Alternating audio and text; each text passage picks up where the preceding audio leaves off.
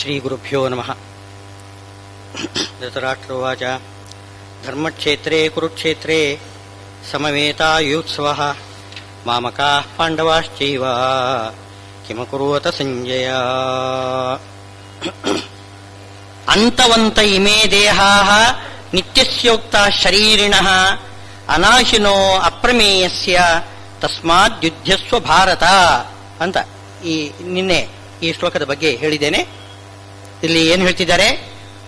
ಇಮೇ ದೇಹ, ಈ ಬಾಕ್ಯವಾಗಿರ್ತಕ್ಕಂತಹ ಶರೀರ ಅದು ಅನಿತ್ಯ, ಅದು ಹೋಗ್ತದೆ. ಒಳಗಡೆ ಸ್ವರೂಪ ಶರೀರ ಹೊಂದಿದೆ, ಆ ಸ್ವರೂಪ ಶರೀರ ನಿತ್ಯ. ಜೀವ ಸ್ವರೂಪ ಶರೀರದಲ್ಲಿ ನಿತ್ಯನಾಗಿದ್ದಾನೆ, ಈ ಬಾಹ್ಯ ಶರೀರದಲ್ಲಿ ಅನಿತ್ಯ. ಬಾಹ್ಯ ಶರೀರ ಬಂದು ಹೋಗ್ತದೆ. ಒಳಗಡೆ ಆ ಸ್ವರೂಪ ಶರೀರದ ಒಳಗಡೆ ಭಗವಂತ ಇದ್ದಾನೆ. ಅದನ್ನೇ ಇವಾಗ ಶ್ರೀಗಳವರು ಹೇಳಿದರು, ಆತ್ಮತ್ವಾತ್ ಸರ್ವಭೂತಾನಾಂ. ಎಲ್ಲರ ಒಳಗಡೆ ಆತ್ಮ, ಆತ್ಮ ಅಂದರೆ ಸ್ವಾಮಿ, ಬಿಂಬರೂಪಿಯಾಗಿ ಒಳಗಡೆ ಕುಳಿತಿದ್ದಾನೆ. ಜೀವ ಪ್ರತಿಬಿಂಬನಾಗಿದ್ದಾನೆ. ಆ ಬಿಂಬನ ರಕ್ಷಣೆಯಲ್ಲಿ ಪ್ರತಿಬಿಂಬ ಇದ್ದಾನೆ, ಅವನು ರಕ್ಷಣೆ ಮಾಡ್ತಾನೆ. ಅವನು ಹೇಗೆ ರಕ್ಷಣೆ ಮಾಡ್ತಾನೆ? ಅವನಿದ್ರೆ ಸಾಕು, ಅವನು ಸ್ವಲ್ಪ ಈ ಕಡೆ ಬಂದ್ಬಿಟ್ರೆ ಇದು ಜೀವ ನಾಶ ಆಗಿಬಿಡ್ತದೆ. ಯಾವ ರೀತಿ ನಮ್ಮ ಮುಖ ಕನ್ನಡಿಯಿಂದ ಈ ಕಡೆ ಬಂದ್ಬಿಟ್ರೆ ಸಾಕು, ಕನ್ನಡಿಯಲ್ಲಿ ಆಮೇಲೆ ಪ್ರತಿಬಿಂಬ ಇಲ್ಲ. ಅವನು ನಿತ್ಯ ಒಳಗಡೆ ಇದ್ದಾರೆ. ಆತ್ಮತ್ವಾತ್, ನಮಗೆ ಆತ್ಮ, ನಮಗೆ ಬಿಂಬ, ನಾವು ಪ್ರತಿಬಿಂಬರು. ಒಳಗಡೆ ಇದ್ದಾನೆ. ಆದ್ದರಿಂದ ಅವನನ್ನು ನಾವು ಪೂಜೆ ಮಾಡಬೇಕು. ಪೂಜೆ ಅಂದ್ರೆ ಏನು? ಈ ಮಂಗಳಾರತಿ ಎತ್ತುವುದೇ ಪೂಜೆ ಅಲ್ಲ. ಮಂಗಳಾರತಿ ಎತ್ತುವುದು, ಗಂಟೆ ಬಾರಿಸುವುದು ಇತ್ಯಾದಿಗಳೆಲ್ಲ ಪೂಜೆಗೆ ಅಂಗ, ಅದು ಪೂಜೆ ಅಲ್ಲ. ಪೂಜೆ ಅಂದ್ರೆ ಏನು? ಭಗವಂತನನ್ನು ಮನಸ್ಸಿನಲ್ಲಿ ಧ್ಯಾನಿಸುವುದು, ಅದು ಪೂಜೆ. ಅದು ಜೋರಾಗಿ ಗಂಟೆ ಬಾರಿಸಿ ಆರತಿ ಎತ್ತಿ ಆ ಬಿಂಬವನ್ನು ನೋಡಿ ಆ ಆರತಿಯನ್ನು ನೋಡಬೇಕು. ಆ ಆರತಿಯಲ್ಲಿ ಬಿಂಬದಲ್ಲಿ ಇರತಕ್ಕಂತಹ ಭಗವದ್ ರೂಪ ಎರಡೂ ಕೂಡ ಒಂದಾಗಿ ಹೇಗೆ ತಾವೇ ಲೀಲೆಯಿಂದ ಸೇವೆ ಮಾಡಿಸಿಕೊಳ್ತಾರೆ, ಅದನ್ನೆಲ್ಲ ನಾವು ಮನಸ್ಸಿನಲ್ಲಿ ಚಿಂತನೆ ಮಾಡಿಕೊಂಡು ಮನಸ್ಸಿನಲ್ಲಿ ಆ ಭಗವಂತನ ಚಿಂತನೆ ಮಾಡುವುದೇ ನಿಜವಾದ ಪೂಜೆ. ನೀವು ಮಂಗಳಾರತಿ ಎತ್ತುವುದೇ ಪೂಜೆ ಅಲ್ಲ. ಈ ಪೂಜೆ ಏನು? ಧ್ಯಾನ. ಅಂದ್ರೆ ಯೋಗ ಅಂತ ಹೇಳಿದ್ರಲ್ಲ ನಾವೀಗ. ಯೋಗ ಅಂತಂದ್ರೆ, ಯೋಗ ಅಂದ್ರೆ ಅರ್ಥವೇನೋ? ಯೋಗಶಾಸ್ತ್ರ ಅಂತ ಹೇಳ್ತಾರೆ ಭಗವದ್ಗೀತೆಯನ್ನು. ಯೋಗ ಅಂತಂದ್ರೆ ಏನು? ಅಷ್ಟಾಂಗ ಯೋಗ ಇದೆ ನೋಡಿ, ಯಮ, ನಿಯಮ, ಆಸನ, ಪ್ರಾಣಾಯಾಮ, ಪ್ರತ್ಯಾಹಾರ, ಇವುಗಳೆಲ್ಲ ಅಂಗಗಳು. ನಿಜವಾಗಿಯೂ ಕೂಡ ಯೋಗ ಅಂತಂದ್ರೆ ಏನು? ಯೋಗ ಅಂದ್ರೆ ಉಪಾಯ. ಯಾವುದಕ್ಕೆ ಉಪಾಯ? ತತ್ವಜ್ಞಾನಕ್ಕೆ ಉಪಾಯ, ಭಗವಂತನ ಸಾಕ್ಷಾತ್ಕಾರಕ್ಕೆ ಉಪಾಯ. ಭಗವಂತನ ಸಾಕ್ಷಾತ್ಕಾರ ಆಗಬೇಕಾಗಿದ್ರೆ ಯಮ, ನಿಯಮ, ಆಸನ, ಪ್ರಾಣಾಯಾಮ, ಪ್ರತ್ಯಾಹಾರ ಇವುಗಳೆಲ್ಲ ಮೊದಲು ಪೂರ್ವ ಸಿದ್ಧತೆ. ಆಮೇಲೆ ಧಾರಣ ಮಾಡಬೇಕು. ಧಾರಣ ಮಾಡುವುದು ಅಂತಂದ್ರೆ ನಮಗೆ ಸಮಯ ಸಿಕ್ಕಾಗೆಲ್ಲ ಭಗವಂತನನ್ನು ಆಗಾಗ್ಗೆ ನೆನೆಸ್ತಾ ಇರೋದು, ಇದು ಧಾರಣ. ನಮ್ಮ ಸಾಮರ್ಥ್ಯ ಅದು ನೋಡಿಕೊಂಡು ಆಗಾಗ್ಗೆ ಭಗವಂತನನ್ನು ಧ್ಯಾನ ಮಾಡ್ತಾನೆ ಇರಬೇಕು. ಇದು ಧಾರಣ ಆಯಿತು. ಆಮೇಲೆ ಧ್ಯಾನ. ಧ್ಯಾನ ಅಂದರೆ ನಿರಂತರವಾಗಿರತಕ್ಕಂಥ ಒಂದು ಅದು ಮಾನಸ ಕ್ರಿಯೆ. ಅಂದರೆ ಅರ್ಥವೇನು? ಮನಸ್ಸಿನಲ್ಲಿ ಭಗವಂತನ ಒಂದು ರೂಪವನ್ನು ನಾವು ಕಲ್ಪನೆ ಮಾಡ್ಕೊಳ್ಬೇಕು. ಮಾನಸ ವಾಸನ ಸೃಷ್ಟಿ ನಾವು ಮಾಡ್ಕೊಳ್ತೇವೆ. ನಾವು ಸಾಮಾನ್ಯವಾಗಿ ಈ ಹಗಲ್ಗನಸು ನೋಡ್ತೇವೆ ನೋಡಿ, ರಾತ್ರಿ ಕನಸಿನಲ್ಲಿ ಹಾಗೂ ಎಲ್ಲ ಕಾಣಿಸ್ತದೆ. ಹಗಲ್ಗನಸಿನಲ್ಲಿಯೂ ಕೂಡ ನಾವೇ ಮಾಡ್ತೇವೆ, ಒಂದ್ ಕಡೆ ಹೀಗೆ ಆಲೋಚನೆ ಮಾಡ್ತೇವೆ, ಹೀಗಿದ್ರೆ ಹೀಗಾಗ್ತದೆ, ಹೀಗಿದ್ರೆ ಹೀಗಾಗ್ತದೆ, ಹೀಗೆ ಏನೇನೇನೇನೋ ಕಲ್ಪನೆ ಮಾಡ್ಕೊಂಡಿರ್ತೇವೆ. ಆ ಕಲ್ಪನೆ ಇದೆ ಮಾನಸ, ಅದನ್ನು ತನ್ಮಯತೆಯಿಂದ ನಾವೇ ನೋಡ್ತಿರ್ತೇವೆ. ನಾವು ಏನು ಕಲ್ಪನೆ ಮಾಡಿರ್ತೇವೆ ಆ ರೂಪವನ್ನೇ ಏನೋ ಏಕಾಗ್ರತೆಯಿಂದ ನಾವು ನೋಡ್ತಾ ಇರ್ತೇವೆ. ಯಾರಾದ್ರೂ ಮಾತನಾಡಿದರೆ ಏನು ಹೇಳಿದೆ, ಅಷ್ಟು ಏಕಾಗ್ರತೆಯಿಂದ ಅದನ್ನು ನೋಡ್ತಾ ಇರ್ತಾನೆ. ಇದು ಧ್ಯಾನ. ಅಂದ್ರೆ ಆ ಒಂದು ಪ್ರತಿಮಾ ನಾವು ಮನಸ್ಸಿನಲ್ಲಿ ಮಾಡ್ಕೋಬೇಕು. ಅದನ್ನೇ ದೇವರು ಅಂತ ಮಾತ್ರ ತಿಳ್ಕೊಳ್ಬಾರ್ದು. ಸ್ಪಷ್ಟ ಸ್ಪಷ್ಟ ಹೇಳಿದ್ದಾರೆ ಉಪನಿಷತ್ತಿನಲ್ಲಿ. ಅದು ನೇದಂ ಯದಿದಮುಪಾಸತೆ. ನೀವು ಧ್ಯಾನ ಕಾಲದಲ್ಲಿ ನೀವೇನು ಬಿಂಬವನ್ನು ಮನಸ್ಸಿನಲ್ಲಿ ಆಲೋಚನೆ ಮಾಡಿದರೆ ಅದೇ ದೇವರಲ್ಲ, ಅದರೊಳಗಡೆ ಭಗವಂತ ಇದ್ದಾನೆ ಅಂತ ಅನ್ನು ಪ್ರತಿಮಾ ಅಂತ ತಿಳ್ಕೊಳ್ಬೇಕು. ನಾವು ಎದುರುಗಡೆ ಪ್ರತಿಮಾ ಇಟ್ಟುಕೊಂಡು ಪೂಜೆ ಮಾಡುವಾಗ ಆ ಪ್ರತಿಮಾನನ್ನೇ ದೇವರು ಅಂತ ಹೇಳೋದಿಲ್ಲ ನಾವು. ಆ ಪ್ರತಿಮೆಯೇ ದೇವರಲ್ಲ. ಆ ಕಲ್ಲಿನ ವೃಂದಾವನ ಅವರೇ ರಾಯರಲ್ಲ, ರಾಯರು ಒಳಗಡೆ ಇದ್ದಾರೆ. ಇದು ಪ್ರತಿಮಾ. ಆ ಪ್ರತಿಮಾವನ್ನು ನೋಡಿಕೊಂಡು ಧ್ಯಾನ ಮಾಡಬೇಕು. ಅಂದರೆ ನೋಡ್ತಾ ಇರಬೇಕಂತೆ. ಧ್ಯಾನ ಅಂತಂದ್ರೆ ಅದು ಮಾನಸ ವಾಸನಾಮಯವಾಗಿರ್ತಕ್ಕಂಥ ಪ್ರತಿಮಾವನ್ನು ನೋಡ್ತಾ ಅದರೊಳಗೆ ಭಗವಂತನನ್ನು ಚಿಂತನೆ ಮಾಡ್ತಾ ಇರುವುದು ಅದು ಧ್ಯಾನ. ಧಾರಣ ಅಂತಂದ್ರೆ ಹಾಗಾಗಿ ಭಗವಂತನ ಸ್ಮರಣೆ ಮಾಡಿಕೊಳ್ಳೋದು ಅಷ್ಟೇ. ಈ ಧ್ಯಾನದ ಪರಿಪಾಕಾವಸ್ಥೆ ಯಾವುದು ಅಂತಂದ್ರೆ ಆಮೇಲೆ ಸಮಾಧಿ. ಸಮಾಧಿ ಅಂದ್ರೆ ಹೇಗಿರ್ತದೆ ಅಂತಂದ್ರೆ ಕೊನೆಗೆ ಏನು ಆ ಸ್ಥಿತಿಯಲ್ಲಿ ಯಾರು ಕರೆದರೂ ಕೂಡ ಇವನು ಓ ಅಂತ ಅನ್ನೋದಿಲ್ಲ, ಯಾರು ಏನು ಹೇಳಿದ್ರೂ ಗೊತ್ತಾಗೋದಿಲ್ಲ, ಪೂರ್ತಿ ಅದರಲ್ಲಿ ಮುಳುಗಿರ್ತಾನೆ. ಏನು ಹೊಡೆದು ಬಡಿದ್ರೂ ಕೂಡ ಹೇಳೋದಿಲ್ಲ ಅವನು. ಬಹಳ ಕಷ್ಟ ಇದೆ, ಎಬ್ಬಿಸಲಿಕ್ಕೆ ಕಷ್ಟ ಇದೆ. ಅಂಥ ಒಂದು ಏಕಾಗ್ರತೆ ಅದು ಸಮಾಧಿ. ಈ ಸಮಾಧಿಯಿಂದ ಏನಾಗ್ತದೆ, ಭಗವಂತನ ಸಾಕ್ಷಾತ್ಕಾರ ಆಗುತ್ತೆ. ಭಗವಂತ ಒಲಿಬೇಕು, ಕೇವಲ ಸಮಾಧಿಯಿಂದಲೇ ಬರೋದಿಲ್ಲ. ಭಗವಂತ ಒಲಿಯದೆ ಅವನ ಸಾಕ್ಷಾತ್ಕಾರ ಆಗುವುದೇ ಇಲ್ಲ, ಅದು ಬೇರೆ. ಅಂತೂ ಈ ರೀತಿ ಸಮಾಧಿಯಲ್ಲಿ ಭಗವಂತನನ್ನು ಧ್ಯಾನ ಮಾಡ್ತಾ ಇದ್ರೆ ಭಗವಂತ ಬೇಗನೆ ಒಲಿದು ತಾನು ಪ್ರತ್ಯಕ್ಷ ಆಗ್ತಾನೆ. ಎಲ್ಲಿ ಅವನು ನೋಡ್ತಕ್ಕಂಥ ಆ ಪ್ರತಿಮಾ ಇದೆಯಲ್ಲ, ಆ ಪ್ರತಿಮಾದಲ್ಲಿಯೇನೆ ಭಗವಂತ ಪ್ರತ್ಯಕ್ಷನಾಗಿ ಬಿಡ್ತಾನೆ. ಇದು ಸಾಕ್ಷಾತ್ಕಾರ. ಇದಕ್ಕೆ ಯೋಗ ಅಂದ್ರೆ ಉಪಾಯ. ಅಷ್ಟಾಂಗ ಯೋಗ ಎಂಬುದೊಂದು ಉಪಾಯ. ಅದೇನು ಮಾಡ್ತದೆ, ಭಗವಂತನ ಸಾಕ್ಷಾತ್ಕಾರಕ್ಕೆ ಉಪಾಯವಾಗಿದೆ. ಅದರಿಂದ ಅದನ್ನು ಯೋಗ ಅಂತ ಹೇಳೋದು. ಮೊದಲಿಗೆ ಭಗವಂತನ ಬಗ್ಗೆ ತಿಳ್ಕೊಳ್ಬೇಕು. ಇದು ಸಾಂಖ್ಯ. ಸಾಂಖ್ಯ ಯೋಗ ಅಂತ ಎರಡಿದೆ. ಭಗವಂತನ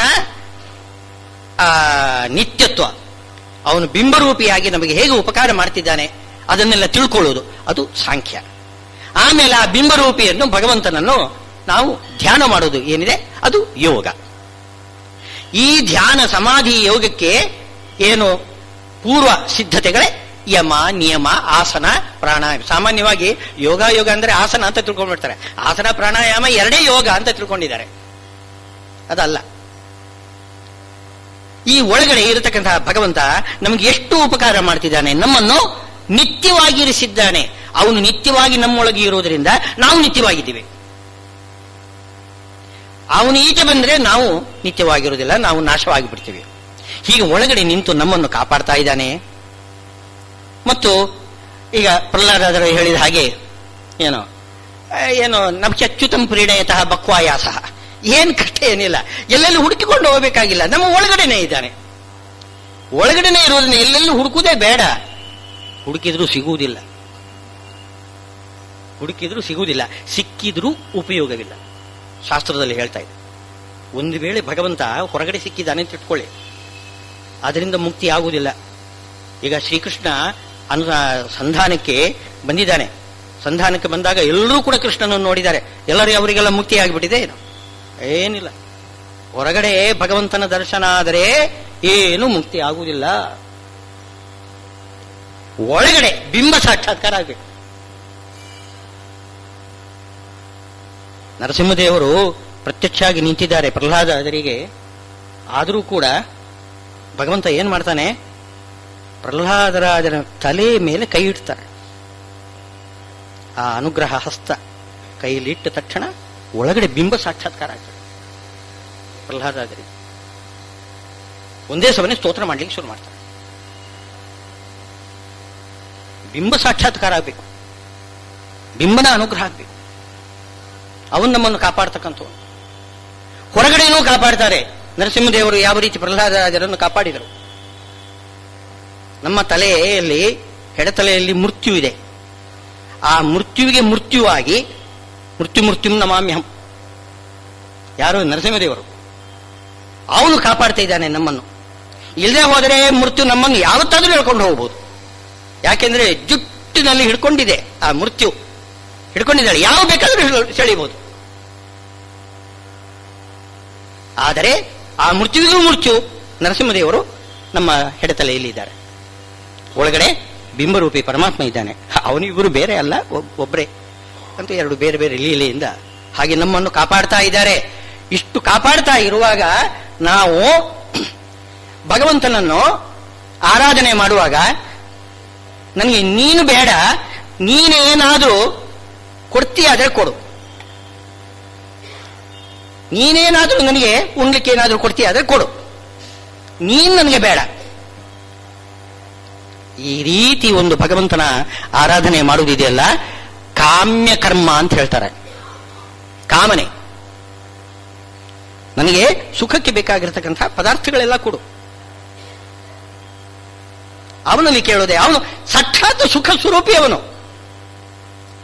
ಪರಮ ಸುಖ ಸ್ವರೂಪಿ, ಆನಂದ ಸಾಗರ. ಅವನು ನಮ್ಮೊಳಗೆ ಆನಂದ ಸಾಗರವನ್ನು ವ್ಯಕ್ತ ಮಾಡತಕ್ಕಂಥವನು. ಅಂಥವನ ಬಳಿಯಲ್ಲಿ ಹೇಗೆ ಈ ಕಾಮಧೇನು ಹತ್ರ ಹೋಗ್ಬಿಟ್ಟು ಈ ಗೋಮ್ಯ ಗಂಜಳ ಕೇಳಿದ್ರೆ ಹೇಗಿರ್ತದೆ? ಏನ್ ಬೇಕಾದರೂ ಕೊಡ್ತಾನೆ ಭಗವಂತ ಕಾಮಧೇನುವಿನ ಹಾಗೆ. ಅಂಥದ್ರಲ್ಲಿ ನಾವು ವ್ಯರ್ಥವಾಗಿ ಕಾಮ್ಯ ಕರ್ಮ ಮಾಡಕೂಡದು, ಭಗವಂತನನ್ನೇ ಸೇವಾ ಮಾಡಬೇಕು. ಮಾಡುವಾಗ ನಾವು ಏನ್ ಹೇಳ್ತೇವೆ, ಭಗವತ್ ಪ್ರೇರಣೆಯ ಭಗವತ್ ಪ್ರೀತ್ಯರ್ಥಂ ಅಂತ ಸಂಕಲ್ಪ ಮಾಡ್ತೇವೆ ನೋಡಿ. ಅಲ್ಲಿ ಭಗವತ್ ಪ್ರೀತ್ಯರ್ಥಂ, ನಾರಾಯಣ ಲಕ್ಷ್ಮೀನಾರಾಯಣ ಪ್ರೀತ್ಯರ್ಥಂ. ಅಲ್ಲಿ ಪ್ರೀತ್ಯರ್ಥಂ ಅಂದ್ರೆ ಅರ್ಥವೇನೋ, ನಿನ್ನ ಪ್ರೀತಿ ಆದರೆ ಸಾಕು, ನನಗೆ ಇನ್ನೇನು ಬೇಡ, ಈ ಅಭಿಪ್ರಾಯ.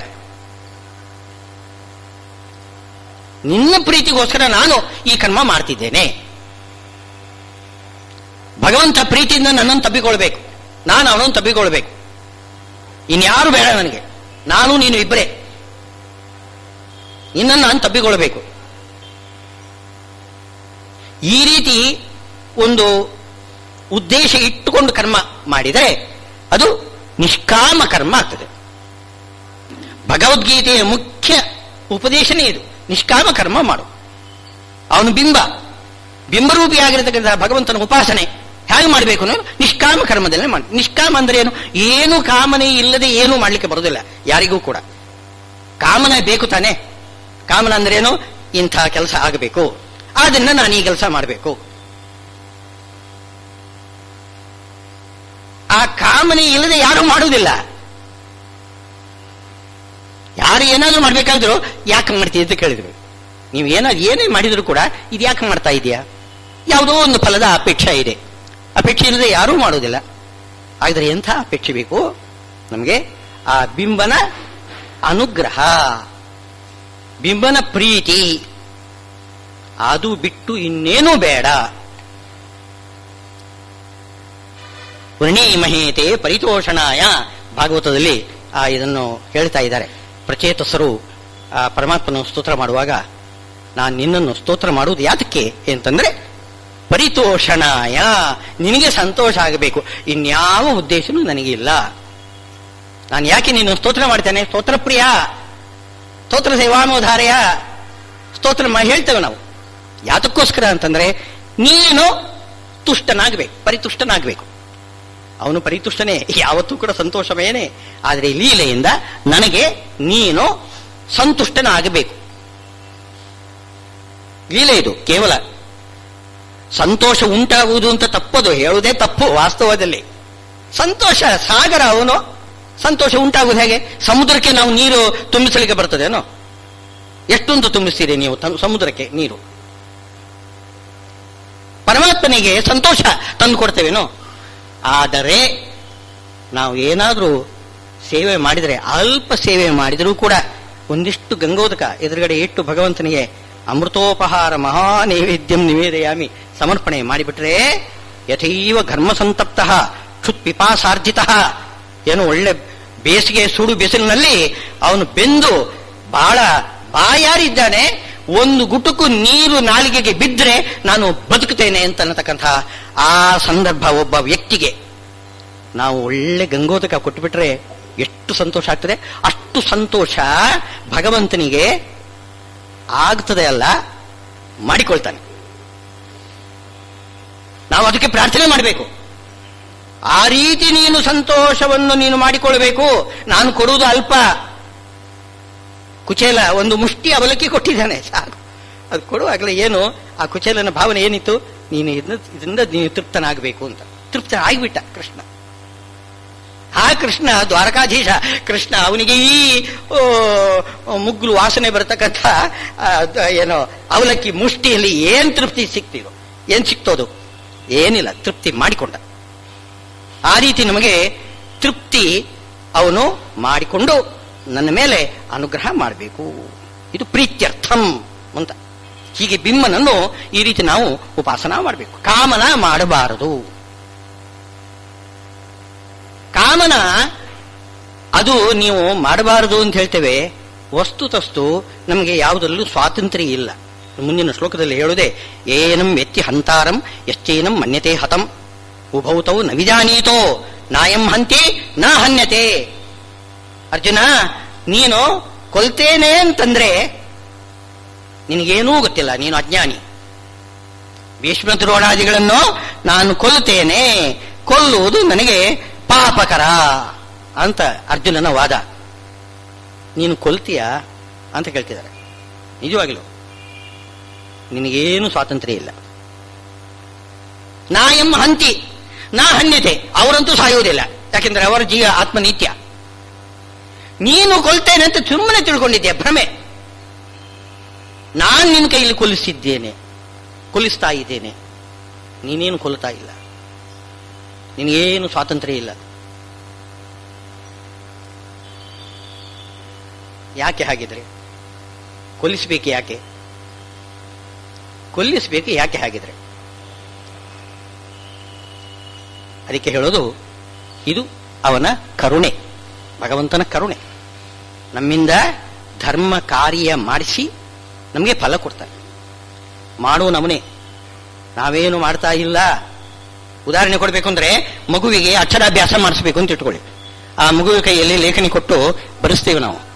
ನಿಜವಾಗಿ ಅದು ಬರೆಸುವುದು ಅ ಅ ಅಂತ ಬರೀಬೇಕು ಅಂತಂದ್ರೆ, ಆ ದೊಡ್ಡವರು ಹೀಗೆ ಬರೀತಾ ಇರ್ತಾರೆ, ಆ ಮಗು ಏನು ಬರೀತಾ ಇಲ್ಲ. ಹೀಗೆ ಭಗವಂತ ನಮ್ಮಿಂದ ಕರ್ಮ ಮಾಡಿಸ್ತಾ ಇದ್ದಾನೆ, ನಾವೇನು ಮಾಡ್ತಾ ಇಲ್ಲ, ಎಲ್ಲ ಅವನೇ ಮಾಡೋದು. ಆದರೆ ಅದರ ಫಲ ತನಗೆ ಬೇಡ ಅಂತಂತಾನವನು. ಅವನಿಗೆ ಯಾಕೆ ಬೇಕು? ಅವನ ಆನಂದ ಸಾಗರ, ಅವನ ಕೃತಕೃತ್ಯ.